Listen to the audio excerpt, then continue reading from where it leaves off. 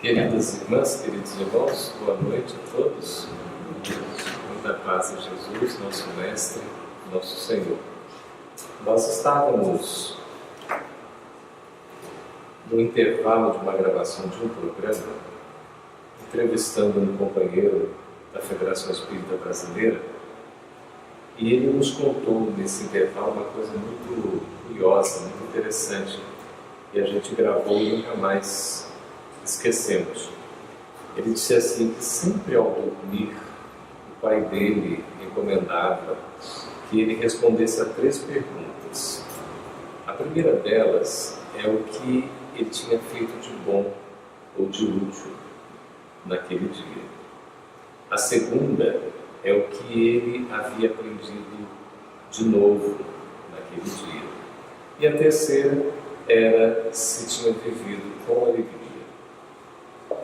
Vejam que interessante as 3 perguntas, não é? O que eu fiz de bom ou de útil no dia? É uma coisa que a gente fica pensando, de repente, refletindo. Agora, por exemplo, são 20 horas e 3 minutos. O que será que nós fizemos de bom ou de útil nesse nosso dia? Fazer alguma coisa boa, de útil, é dar sentido à nossa existência. É nós aproveitarmos o tempo. É nós termos uma maneira da gente viver bem, saudavelmente. Inclusive pela prática da caridade. E a gente aprende no Espiritismo que fora da caridade não há salvação. Essa é a bandeira que a gente adota, que Kardec nos legou. Fora da prática do bem não há felicidade. E a questão de aprender algo de novo é sempre oportuno, porque nós temos que aproveitar o dia e em cada dia, pelo menos, aprender algo diferente, uma coisa nova, uma coisa que a gente ainda não sabe, ou quiçá uma maneira diferente de ver o que a gente costuma ver todos os dias e parece que na rotina de cada dia a gente já não mais valoriza. Aprender significa abrir a mente. Eu me lembro de que quando eu era criança, eu assistia um desenho na televisão ainda não era em cores, era preto e branco. E alguns de nós acompanhamos ainda essa fase, não é? E à época, os desenhos animados tinham fundo moral. Podem acreditar nisso. Então tinha sempre uma história que trazia uma recomendação, um ensino, e a gente aprendia com isso. E tinha um desenho que passava, era um japonesinho, então era um asiático, baixinho, gordinho. Olha só nessa adjetivação aqui tripla a gente já está cheio de preconceito, né? E ele vivia com uma carrada de filhos, sempre aparecia em cena e sempre estava acompanhado dos filhos. E era muito comum em cada episódio de cada um dos desenhos ele trazia uma frase de efeito. Era aquela frase assim preparada que nos ensinava sempre alguma coisa. E uma das frases que ele disse que eu jamais esqueci foi: a mente é feita para quedas, só funciona quando está aberta. Então, para a gente aprender, nós precisamos ter a mente aberta. O orgulhoso, por exemplo, ele acha que sabe, então ele tem a mente fechada. Ele não se abre para aprender. O aprendizado é fruto da humildade. Por isso que André Luiz, no primeiro capítulo do livro Agenda Cristã, ele vai colocar os imperativos cristãos. O primeiro imperativo que ele coloca é: aprende humildemente.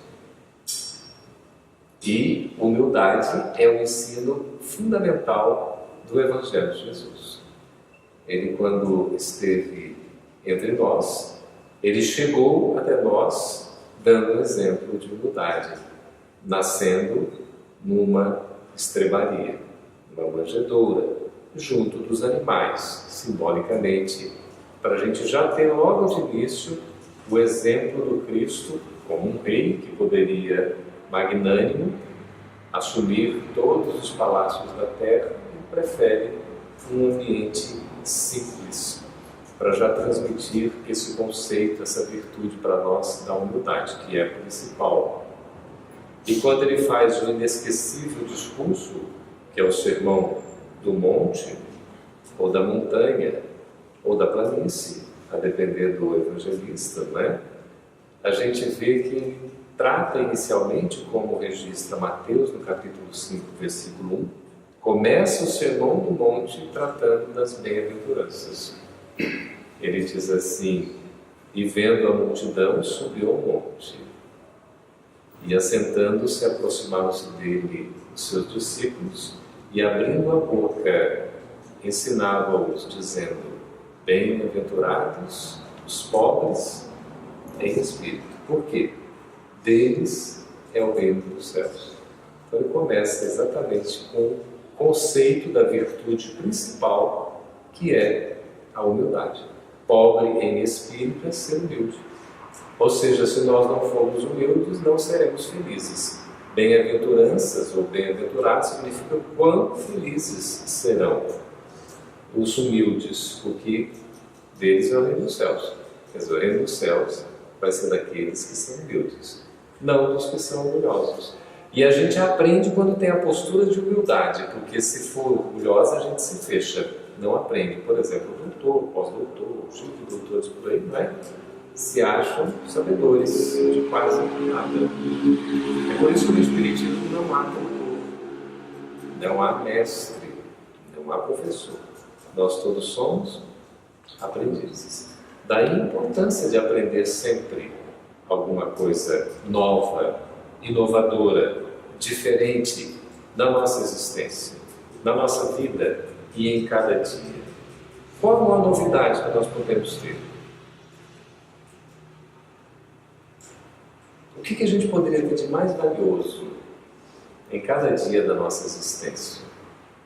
Entendendo a existência um recorte da vida, não é isso? Um recorte cronológico. A existência começa com a fecundação do óvulo pelo espermatozoide, quando o espírito se une ao futuro corpo, vai se formar. E prossegue até a extinção da vida orgânica, a morte física. Isso é que a gente chama de existência. Mas a vida é muito mais ampla, né? A vida espiritual começa antes e segue depois, porque nós somos imortais. Como nos ensina cá embaixo outro, vivi, vivo e viverei para sempre, porque sou imortal. É um princípio da imortalidade da alma que é exarado por Allan Kardec, da doutrina espírita. Então, a gente tem a oportunidade sempre de aprender alguma coisa diferente, nova, inovadora, transformadora. E qual é esse nosso roteiro? Qual é o compêndio que a gente tem como sendo fundamental para a nossa felicidade, para a nossa saúde espiritual? Se não a... começa com boa e acaba com nova. Se não a boa nova. A boa nova significa o Evangelho de Jesus. A boa notícia. A notícia que traz a paz, a felicidade, que traz as virtudes. Por isso que o Evangelho de Jesus é o nosso roteiro e a gente precisa segui-lo para o nosso próprio bem. Então, aprender algo de novo é revisitar a nossa própria mente, o nosso próprio ser, e a gente começar a enxergar as coisas de maneira distinta. Eu me lembro que estava indo agora no sábado para Matão, no interior de São Paulo. Ela foi via Campinas, depois Ribeirão Preto, não é? E mais 1h30 de carro até chegar em Matão, que é a cidade de Caibá Chútil. Ele é o fundador do Clarim, da RI, né? Revista Internacional de Espiritismo, do Centro Espírita Amantes da Pobreza, que depois se transformou no Centro Espírita do Clarim. Então a gente vê assim como é interessante esse trabalho. Estava no aeroporto, em Viracopos, em Campinas, aguardando um voo, então uma conexão, e vi uma senhora assim. Ela estava numa mesa, tomando um café, e como não tinha espaço, eu fui e me sentei, pedi licença e me sentei ao lado dela.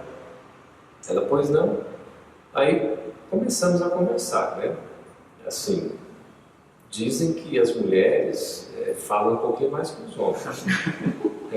A gente, na personalidade masculina, tende a falar em torno de 5.000 palavras diariamente. As mulheres falam 17. Eles são mais comunicativas, né? E aí, ela olhou assim em mim e tal, viu que eu estava com essa fitinha aqui, né, amarela, tudo, perguntou o motivo, né, tá, eu falei a prevenção ao suicídio, né, a favor da vida, a valorização da nossa vida e tudo.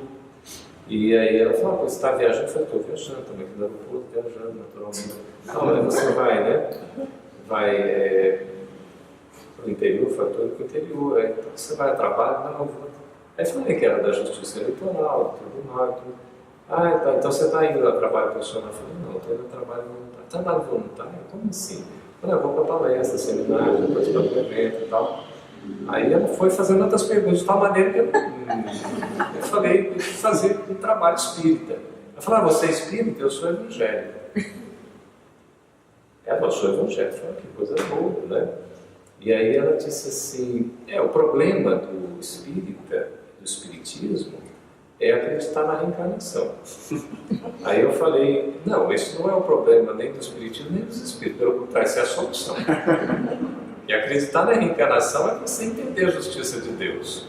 Aí eu comecei a fazer as perguntas para ela. Eu falei, como é que você consegue explicar o diálogo de Jesus com Nicodemos quando o doutor da lei antiga vai procurar o Senhor na calada da noite para entender como é que ele conseguia ter acesso ao reino dos céus, ao reino de Deus? Aí Jesus responde, em verdade vos digo, que só adentrará ao reino dos céus aquele que nascer de novo. Daí ele explica, mas como nascer de novo e tal? Como é que pode, né, uma pessoa já de idade nascer como criança? Aí Jesus vai falar, né, da questão do nascimento, do espírito, da carne. Aí ela falou, mas isso aí é um nascimento íntimo, é o renascimento que a gente tem a cada dia também. Eu falei, como é que vai explicar então a questão de João Batista, tendo sido Elias retornado na figura de João Batista? Como explicar isso? Aí fica complicado. Aí depois eu percebi que ela foi mudando um pouco de assunto e ela olhou de novo para essa insígnia aqui e ela disse assim, Jesus salvou a minha vida, porque eu tentei o suicídio 4 vezes e encontrei Jesus. Por isso eu sou evangélica. Eu falei, graças a Deus, que bom que você encontrou Jesus e está ali. Porque o fundamental é exatamente o ensino que Jesus nos traz, que é o amor a Deus sobre todas as coisas, de todo o nosso entendimento, de toda a nossa alma, e o amor ao próximo como a nós mesmos. E ainda Ele nos deu um novo mandamento nos dou, que vos ameis uns aos outros como eu vos amei. Então nós temos a receita, temos a orientação, temos o testemunho. Por isso que Jesus, Ele é o mestre. A denominação que Jesus aceitou foi de mestre, porque Ele ensinou e continua ensinando. E também aceitou a designação de Senhor. Por quê? Porque dá o testemunho das lições. O exemplo, a vida. É por isso que a mensagem de Jesus está viva até hoje e continuará eternamente, porque Ele deu testemunho. Toda a vida do Cristo, desde a simbologia do nascimento entre nós, foi um testemunho de sacrifício. Até a libertação, quando Ele retorna, está crucificado, Ele olha para aquelas pessoas e diz, Pai, perdoai-as. Elas não sabem o que fazem. E depois ainda Ele retorna na ressurreição, na verdade retoma o seu corpo perispirítico, materializando-se para que pudesse aparecer primeiramente para uma mulher. Por que apareceu primeiramente para uma mulher? Porque a mulher é mais evoluída que o homem. Vocês mulheres concordam? Sim. Está vendo? A Sandra Borba, que é a nossa evangelizadora, ela nos ensina naquela escala de evolução anímica que a gente tem nos reinos minerais, não é isso? Mineral, vegetal, animal, uninal, angelical. aquela frase de Leon Denis, que ele já colheu aí nos ensinamentos universais, que a alma dorme no mineral, remexe no vegetal, sonha no animal e acorda no nominal, e aí vai ter a sua edificação no vegetal. Ela acrescenta um reino para o nosso entendimento. Depois de estudos muito profundos e de reflexionar assim bastante, ela diz que tem o reino mineral, vegetal, animal, nominal, mineral e angelical. Para dizer que as mulheres estão um pouco além de nós homens. Você, cabra macho, tem dúvida disso? Não? Nenhuma. Mesmo porque a gente tem que ter essa sensibilidade, né? De fato, as mulheres nos ensinam. E o Denis fala que pelo tipo de vida que as mulheres enfrentam, até pelas dificuldades, os sacrifícios todos, de fato é uma encarnação que pode propiciar muito mais evolução do que na personalidade masculina. Não necessariamente sejam mais evoluídas, né? Mas existe sim essa grande possibilidade, né? E aí nós precisamos ter a mente aberta. Quando essa senhora falou que ela havia tentado o suicídio 4 vezes e Jesus a havia salvado, ali nós quedamos a nossa conversa, porque não precisava de mais nada. Ali estava a essência. Por isso que a gente tem que ter a mente aberta, para sempre aprender, para a gente sempre valorizar o outro.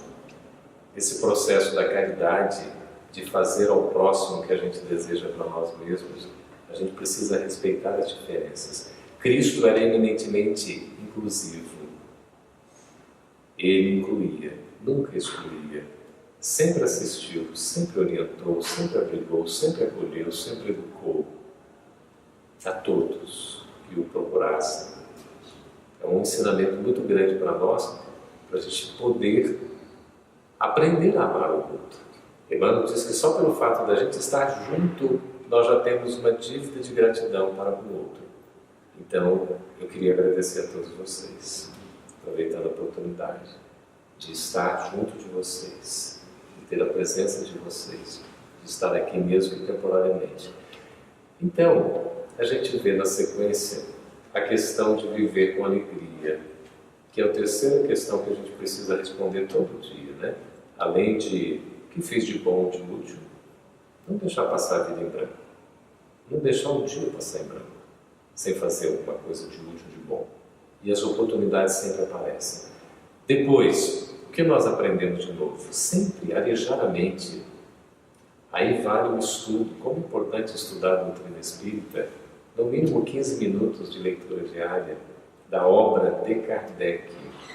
Vai nos abrir a mente de uma forma esplendorosa. Hoje nós estamos vendo tantas coisas surgirem aí, lamentavelmente por ignorância, inclusive no meio espírita.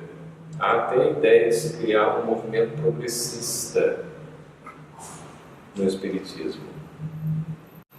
Ora, falta de estudo, de leitura. Quando a gente vai estudar a Gênese, que é a obra que completa 150 anos agora, né? Que é a primeira edição de 1868, agora então 2018 são 150 anos. O primeiro capítulo chama-se Caráter da Revelação Espírita. Aí fala da revelação da verdade. Só há revelação quando há verdade. E essa revelação, ela vai surgindo gradativamente, porque nós vamos tendo acesso à verdade aos poucos. Então a doutrina espírita é, em essência, progressista. Não há que adjetivar, porque é uma coisa totalmente esdrúxula a adjetivação da doutrina como sendo progressista, ou de um movimento que seja progressista. Porque quando você diz isso, parece que é um retrógrado, isso? E no fundo, não tem que se adjetivar, porque é um movimento espírita, é doutrina espírita, não é mais nada do que isso. Por isso que nós somos espíritas, mesmo que imperfeitos. Mas Kardec não classificou como espírita progressista, porque se é espírita, necessariamente há de ser progressista, porque a essência da revelação espírita é progressista. Isso é falta de estudo, de reflexão, falta de base em Kardec. Então vamos abrir a mente, vamos aprender alguma coisa diferente por dia, não é? E a terceira parte, que é o viver com alegria. Como é importante a gente ter disposição, ter vontade, ter desejo, estar desperto, ânima, é a alma, a vontade. E aí então, nós fazíamos uma palestra no interior do estado de Mato Grosso e fazíamos essa abordagem, explicando inclusive nessa parte o sentido da palavra entusiasmo, que é uma palavra interessante, né? Entusiasmo. Entusiasmo vem de in, que é dentro, tus, que é Deus em grego, e ismo, esse sufixo, significa sistema. Então, entusiasmo é sistema de Deus dentro de mim.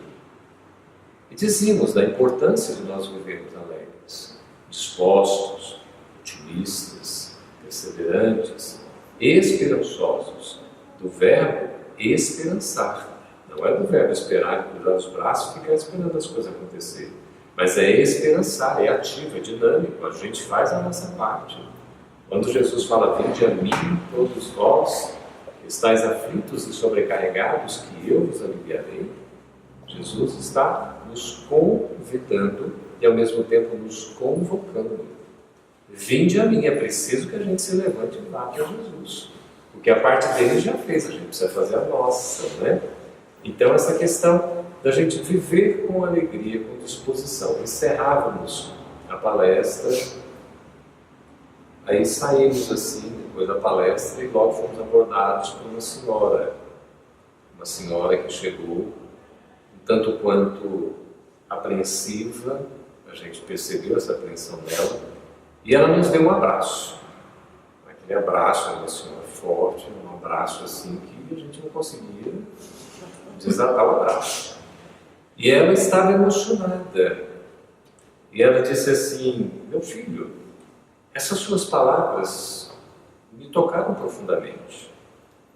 Você falando aí do entusiasmo, da gente precisar viver com alegria, eu nem sei por que eu entrei aqui, mas assistindo a sua palestra, eu fui entender o porquê. O meu marido matou o meu pai. O meu irmão matou meu marido e se suicidou. E esta semana eu perdi a minha filha. E você falando que eu preciso viver com alegria, com entusiasmo, que precisa ter ânimo, apesar dos problemas, das dificuldades. Então eu queria lhe agradecer. Meus amigos, quando ela falou isso, aí eu que desabei. Não resisti. Aí eu que agarrei um abraço dela, ela chorando, continuei chorando com ela, aí não teve jeito. Eu que não queria largar o abraço. E ela me agradeceu. Eu falei, eu que agradeço a senhora. Porque o testemunho que ela estava dando, a lição que ela estava dando para mim, diante de uma prova, de uma expiação tão difícil. E ali se esforçando, porque ela finalizou as palavras dizendo, eu saio daqui aprendendo que é necessário eu continuar lutando com alegria, porque eu não posso desistir. Eu não tenho o direito de desistir.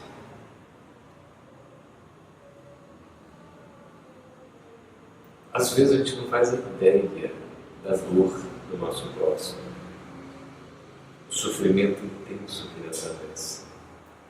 E a gente vê essa questão da alegria. Jesus nunca nos eximiu e nem prometeu, porque político não era, não foi e não o será, no sentido de nós não sofrermos. Bem-aventurados os que choram, que serão consolados. É preciso saber chorar, saber sofrer, porque nós seremos consolados. Vinde a mim todos vós que estáis aflitos e sobrecarregados, que eu vos aliviarei. Tomai sobre vós o meu jugo e aprendei comigo que sou brando e humilde de coração, e encontrareis descanso para as vossas almas, porque suave é o meu jugo, leve é o meu fardo. Mateus 11, 28 a 30. Capítulo 6 do Evangelho segundo o Espiritismo, primeiro item. Jesus, ele exige alguma coisa de nós? Vamos refletir, meus irmãos. Será que Jesus seria capaz de exigir alguma coisa de nós? Seria ou não seria? Por favor, digam para mim, seria ou não seria? Vamos participar. Seria ou não seria? Não. Seria. E o fez. Está no item 2 do capítulo 6. Quando a gente vai ver exatamente o Cristo Consolador, que é o próprio Jesus, retornando como Espírito da Verdade, essa lição que o nosso amigo leu. Esse mesmo texto está no livro dos Médiuns, em que Kardec faz uma nota explicativa para dizer que o Espírito que o assina é Jesus. E ele então faz a nota explicando, ele não assina, ele não registra a assinatura de Jesus, faz a nota explicando. E da idoneidade do médium, que não geraria dúvida quanto à autenticidade mediúnica. É praticamente a mesma mensagem, mudando uma palavrinha ou outra. Mas aí nós vemos qual é a exigência que Jesus nos faz. Só me permita, por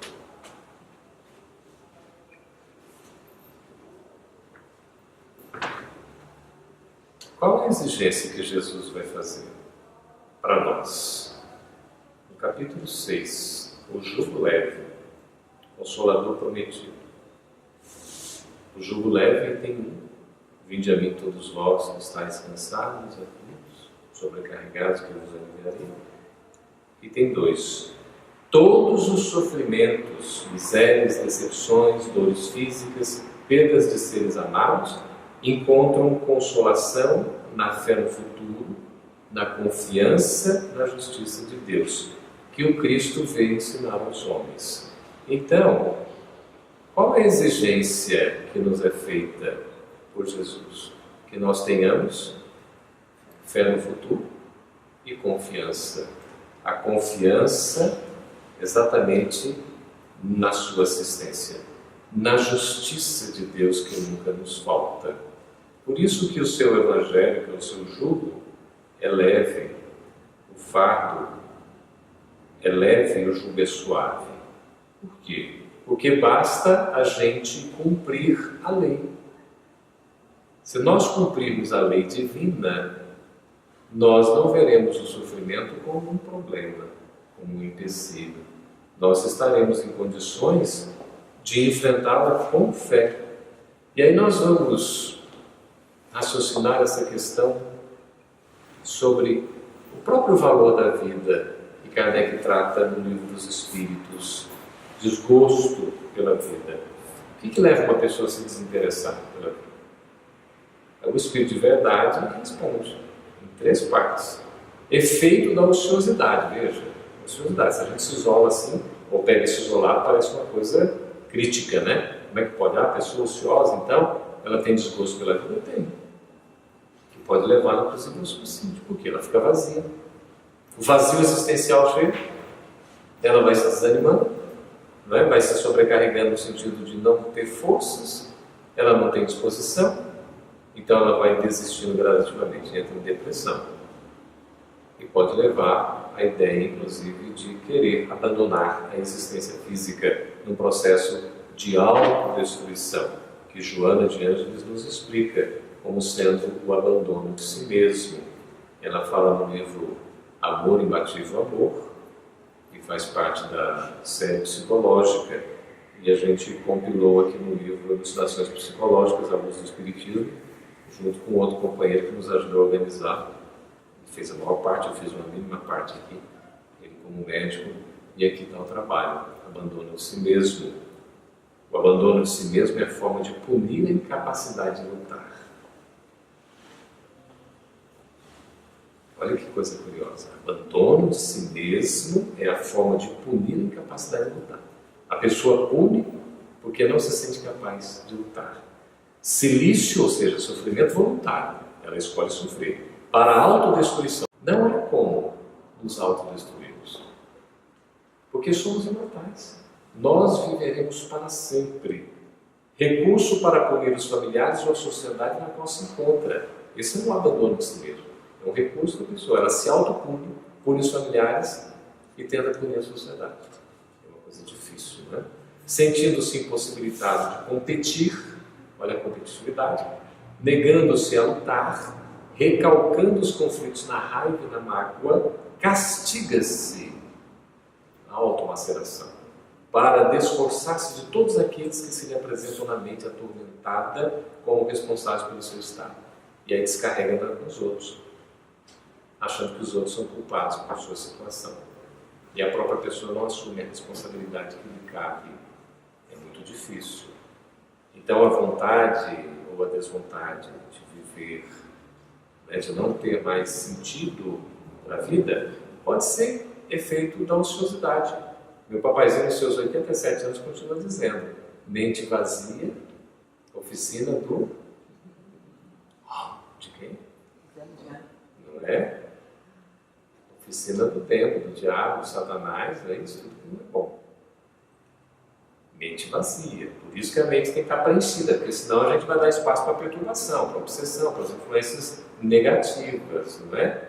Como fala a questão 459 do Livro dos Espíritos, se eles interferem na nossa vida muito mais do que a gente imagina, a tal ponto que eles nos dirigem, se a gente permitir. E aí nós vemos a segunda parte dessa resposta sobre o desgosto da vida, que leva a pessoa a se desinteressar, a ter desgosto pela vida, além de ser um efeito da ociosidade, é a falta de fé. A pessoa não tem vontade, ela não tem interesse, ela não tem fé. A fé é a crença, é confiança, é expectativa, é esperança. No dizer espírita, a fé é a certeza de se alcançar o fim que se espera. Isso é que é fé. Está no Evangelho do Espiritismo. Fé é certeza. Por isso que a fé espírita é raciocinada. Nos dá lucidez. A gente tem condições de saber por que nós estamos acreditando. E acreditando, então, porque a gente sabe. Nós raciocinamos. A gente entende, a gente compreende. E o sentido do Espiritismo na nossa vida é nos levar ao entendimento, à compreensão, porque nos esclarece. Por isso que esse item que foi lido, o item 5 do capítulo 6, aqui, do Espírito da Verdade, fala do Cristo Consolador, exatamente a convocação que o Espírito de Verdade nos faz. Espíritas, amai-vos, eis o primeiro mandamento. Instruí-vos, eis o segundo. Então, o amor está no sentido da consolação. O Espiritismo é eminentemente consolador. João, ao registrar a vida, os ensinos de Jesus, ele coloca no seu capítulo 14, versículos 15, 16, 17, exatamente a promessa que Jesus faz de nos encaminhar a um Consolador. Se me amais, aí ele diz que vai mandar um outro Consolador, o Espírito de Verdade, que ficará eternamente conosco. Então a gente pergunta, quando é que Jesus virá? Jesus não virá, Jesus já está. Jesus já veio. Jesus não está conosco. Quando é que vai ter uma outra vinda de Jesus? Ele já veio de novo. Ele nunca nos deixou, mas veio de novo, pelo Espiritismo, que é o Consolador prometido. É o Espírito de Verdade. Então nós temos a consolação. Vai explicar tudo que Jesus não pôde explicar à época, nos trazendo os complementos, trazendo informações novas, mas todo fundamentado no seu próprio ensino. Daí a necessidade de esclarecimento e da consolação. E o Espiritismo nos edifica, por isso que é importante ter fé. A terceira parte dessa resposta do desgosto da vida, além da questão do efeito da ociosidade, de nós também não termos fé, a falta de fé, então, e o Espírito de Verdade coloca que é o fruto também da saciedade. Quando a pessoa está absolutamente saciada, ela não mais se interessa, porque ela não tem razão por lutar. Como é bom, outro dia estava essa semana falando com meu filho 30 anos. Ele vai fazer 31 agora, dia 21 de outubro. Ele disse assim: pai, comigo tudo é difícil. Eu falei: meu filho, nós almoçamos juntos, né? Eu falei: pois é, pai, passei no concurso do STJ como técnico, depois de estudar muito. Estudou muito mesmo, meu filho. Estudou, se dedicou, e o resultado apareceu. Agora passou para analista, no próprio STJ, está classificado na 35ª posição e tal. Tudo muito difícil, né? Pai, tudo é difícil para mim. Eu falei: meu filho, que coisa boa, né? Porque você tem que agradecer a dificuldade. Ele falou: pai, mas tem uns que não têm tanta dificuldade, são assim meio fora da curva, porque eles furam a fila. Eu falei: mas isso daí, filho, é só para alguns. São gênios, são pessoas que estão fora realmente da curva. Não se preocupe com eles, se ocupe com você. Porque você é uma pessoa normal, como qualquer um de nós. Então está lutando, está se esforçando e está conquistando, por esforço próprio. É a mesma coisa. Porque quando a gente tem de mão beijada, o que acontece? A gente se desinteressa. Nós não damos valor ao que nós temos, porque no fundo não é nosso. Quando a gente conquista por esforço próprio, a gente reconhece ainda mais que nós somos usufrutuários. Não somos donos. Tudo isso aqui é temporário. O que permanece aqui é espiritual. São os valores. É a educação. É o conhecimento. É o esforço que a gente está fazendo para se melhorar, não é isso? Então, vem com dificuldade. Graças a Deus. Então, o Espiritismo vai nos ensinar que a gente tem esclarecimento, tem o consolo, porque nos responde às questões do nosso entendimento e atende às necessidades da nossa emoção, dos nossos afetos, da afetividade, e nos edifica, principalmente. O principal ponto do Espiritismo em nossa vida, além de esclarecer e consolar, é edificar. Por isso que nós todos estamos sendo edificados. Aí, Dr. Bezerra de Menezes, num livro muito interessante, que faz exatamente o estudo de alguns dos itens do Evangelho segundo o Espiritismo, ele traz uma mensagem, que é logo o primeiro capítulo desse livro, que é o Espírito da Verdade. Por isso que aqui o capítulo 5, exatamente, ele é ditado todo pelo Espírito da Verdade. E o título dessa obra é o Espírito da Verdade. E ele diz, logo no primeiro capítulo, Problemas do Mundo, que é muito interessante para a gente entender o que está acontecendo hoje em dia. Como é que está a situação? Como é que nós estamos vivendo? Como é que nós percebemos a realidade? Marcos, no capítulo 13, registrando os ensinos de Jesus, diz assim: olhai, vigiai e orai. Mateus já havia registrado no sentido de vigiai e orai. Orai e vigiai, mais comum. Mas Marcos coloca olhai primeiro. O que é esse olhar? É ter uma percepção da realidade. É a gente conseguir enxergar como é que nós estamos diante das circunstâncias, das ocasiões, dos enfrentamentos, das relações. Como é que é o nosso comportamento? Qual é o paradigma que a gente está alimentando diariamente? Como é que nós estamos sentindo as coisas? Isso tudo faz diferença. Porque a depender de como a gente se coloca, como é que a gente sente, como é que a gente pensa, é como nós estamos vivendo no dia a dia. E aí então, Bezerra de Menezes vem falar dos problemas do mundo, explicando exatamente o item 5 do capítulo 6, que é exatamente o item que você leu. É uma coisa impressionante, não há coincidência que você destacou, não é? A inteligente destacou. E nós estamos aqui acompanhados de muitos amigos espirituais. E muitos que estão recebendo ajuda também. Por que eu estou dizendo isso para vocês? Porque nós não temos que nos importar com quantidade. Porque a quantidade está no que nós não estamos enxergando. Não há nenhuma cadeira vazia aqui. Nós não estamos sozinhos, só nós. A gente sabe que existe assistência espiritual. A gente percebe isso.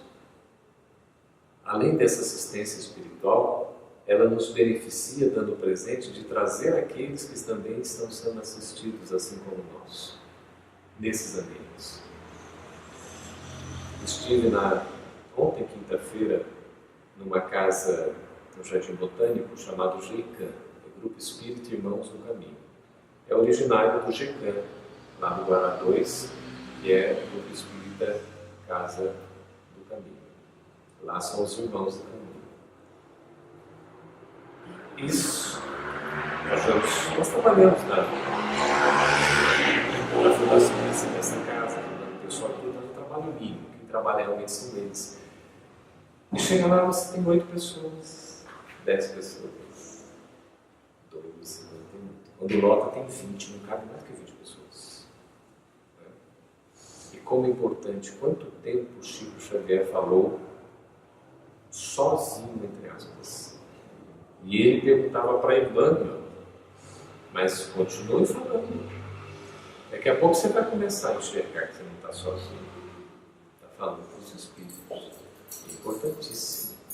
Então nós temos que ter isso, nunca desanimar por uma questão de frequência de presença física.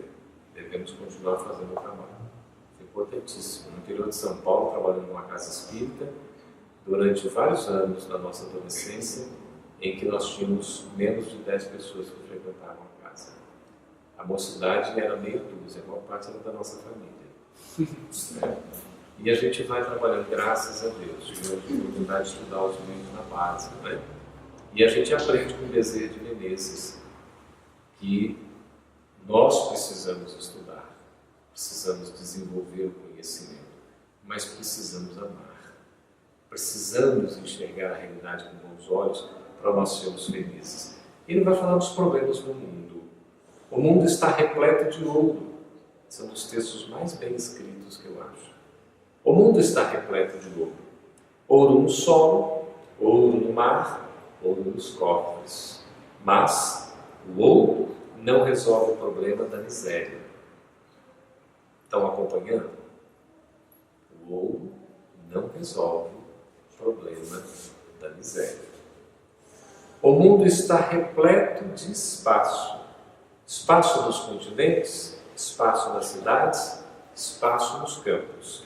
Mas o espaço não resolve o problema da cobiça. Estão acompanhando? O espaço não resolve o problema da cobiça. O ouro não resolve o problema da miséria. É isso? O ouro não resolve o problema da miséria. O espaço não resolve o problema da cobiça. O mundo está repleto de cultura. Cultura no ensino, cultura na técnica, cultura na opinião. Mas a cultura da inteligência não resolve o problema do egoísmo. Se entusiasmo é sistema de Deus dentro de nós, egoísmo é o sistema do ego. Ego, persona, máscara. Não é o self, não é o eu profundo, não é o espírito que somos nós. Estamos falando de um revestimento que a gente tenta se camuflar ou tenta se esconder da realidade. Isso é o egoísmo. O egoísmo é colocar o nosso interesse acima de tudo. Então a cultura da inteligência não resolve o problema do egoísmo. O mundo está repleto de teorias. Teorias na ciência, teorias nas escolas filosóficas, teorias nas religiões. Mas as teorias não resolvem o problema do desespero. Olha a construção do texto, que coisa maravilhosa. As teorias não resolvem o problema do desespero. O mundo está repleto de organizações. Organizações administrativas, organizações econômicas, organizações sociais. Mas as organizações não resolvem o problema do crime. As organizações não resolvem o problema do crime. Aí ele vai culminando o texto. Para extinguir a chaga da ignorância, que acalenta a miséria, para dissipar a sombra da cobiça, que gera a ilusão, para exterminar o monstro do egoísmo, que promove a guerra, para anular o verme do desespero, que promove a loucura, e para remover o charco do crime, que carrega o infortúnio, o único remédio eficiente é o... Vocês vão me dizer qual é a resposta. O único remédio eficiente, ou seja, que pode ser aplicado de uma forma adequada, correta, que vai gerar resultado, que é efetivo para solucionar os problemas do mundo. Qual é? É o amor do Evangelho, eu não entendi. O que contém o Evangelho? O amor, não é? Então, é o Evangelho de Jesus no coração humano. Onde é que a gente alimenta o amor? No coração. Então, a essência do ensino de Jesus, registrado no seu Evangelho, é o amor. Diz Leon Denis que o amor é o olhar de Deus na nossa vida. O olhar de Deus. A providência sempre está nos olhando. Quando a gente estuda a Gênesis, a gente aprende. A providência divina nos acolhe, nos sustenta, nos abriga. E como diz os Salmos, nada me faltará. Se estou em Cristo, Cristo está em mim, nada me faltará. Então a gente vê aqui como é importante ter o Evangelho como roteiro das nossas vidas. A essência é essa, porque o Evangelho nos traz o amor que a gente precisa vivenciar, o amor que a gente precisa colocar em prática. Isso é o essencial. Que tudo mais passará, mas o amor fica. Por isso também diz Leon Denis, no livro O Problema do Ser, o Destino da Dor, quando fala das potências anímicas, na terceira parte da obra, que o amor, que é uma potência da alma, o amor é o início e o fim de tudo. O amor é a solução de tudo. E a mensagem de Jesus, contida no seu Evangelho, é o amor. O amor a Deus, o amor ao próximo, o amor a nós mesmos. Por isso que a gente tem que aprender a amar e aplicar esse verbo em todos os tempos. Eu amei, eu amo, eu amarei. É o maior desafio que a gente tem. Porque gostar das pessoas que gostam de nós é fácil. Amar o inimigo é extremamente difícil. Esse é o desafio que o Evangelho de Jesus nos convida e a que nos convoca. Porque ele ensina que a gente aprendeu a amar os amigos e odiar os inimigos. Eu, porém, vos digo, amai os vossos inimigos. É uma mensagem revolucionária, inovadora, transformadora para a nossa minoria. E aí, então, encerra Bezerra de Menezes. Sejamos assim valorosos, estendendo a doutrina espírita que o desentranha da letra na construção da humanidade nova, irradiando a influência e a inspiração do Divino Mestre pela emoção e pela ideia. Emoção, ideia. Pela diretriz e pela conduta. Pela palavra e pelo exemplo. E parafraseando o conceito inovidável, ou seja, inesquecível, de Allan Kardec, em torno da caridade. Qual é o conceito? Fora. Podemos falar bem alto? Fora. A caridade não há salvação. Tudo bem, está sendo gravado aí. Fora da caridade não há salvação. Então, na sua genialidade, Bezerra de Menezes, então, ele fala parafraseando, não é? Esse conceito inesquecível e novidade de Allan Kardec em torno da caridade, proclamemos aos problemas do mundo: fora do Cristo não há solução. Fora do Cristo não há solução. Fora do Cristo não há solução. É preciso entender o Cristo. É preciso sentir o Cristo. É preciso amar o Cristo. Mas é preciso, principalmente, viver o Cristo no cotidiano das nossas existências. Na rotina do dia a dia. No desafio que nos ensina a paciência ante aqueles momentos em que a gente gostaria de fazer o que não deve, de dizer o que não deve ser pronunciado, e a gente sente a vontade ainda porque nos alimentamos de alguns sentimentos inadequados, mas já resistimos para não pronunciar, para não magoar, para não ofender, para não gritar com o nosso semelhante. Fora do Cristo não há solução, porque Jesus tem toda a orientação, tem todos os recursos necessários para que nós sejamos felizes.